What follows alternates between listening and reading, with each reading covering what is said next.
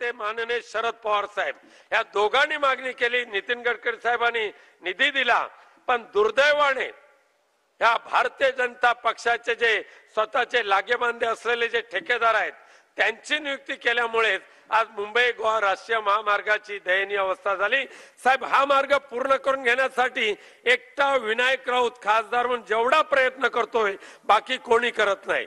हे इल्लू टिल्लू पिल्लू येत आहेत त्यानंतर त्याचा पत्ताच नाही होत आणि म्हणून केवळ निकळ दादागिरी, दपटशाही, दांडगाई, तलवारी अशा पद्धतीचं भांडवल घेऊन ज्या वेळेला माझ्या समोरचे उमेदवार नारायण राणे या कोकणामध्ये येतात त्यावेळेला कोकणवासियांना राडेबाज विकृती या कोकणामध्ये आणायची नाहीये।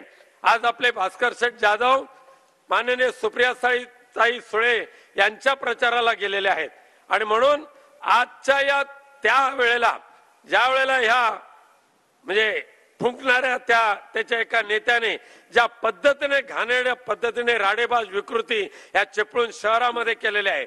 आमचे संदीप सावंत आहेत, भरल्या ताटावरून त्यानं उचललं आणि इथून मार मार मारत मुंबई पर्यंत नेलं।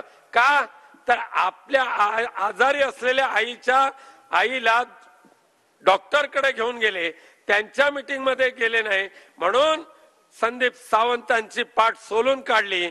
नवी मुंबईच्या खाडी पुलावर त्यांची गाडी उभी केली आणि त्या खाडीत ते फेकणार होते त्यांना, परंतु साईबाबांच्या कृपेने संदीप सावंतांना जीवदान मिळालं, वाचले आणि ते आज शिवसेनेमध्ये आलेले आहेत।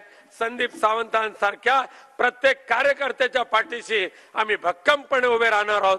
आणि शेवटी एकच सांगतो की आजपर्यंत विनायक राऊत, हिंदुहृदय सम्राट बाळासाहेब ठाकरे यांचा निष्ठावंत सेवक, आदरणीय उद्धवजी ठाकरे यांचा निष्ठावंत शिलेदार, मातोश्रीचा भक्त आणि आदित्यजी ठाकरेंसारख्या एका जबरदस्त ताकदवान नेत्यांचा एक मार्गदर्शन घेऊन काम करणारा कार्यकर्ता म्हणून मी माझ्या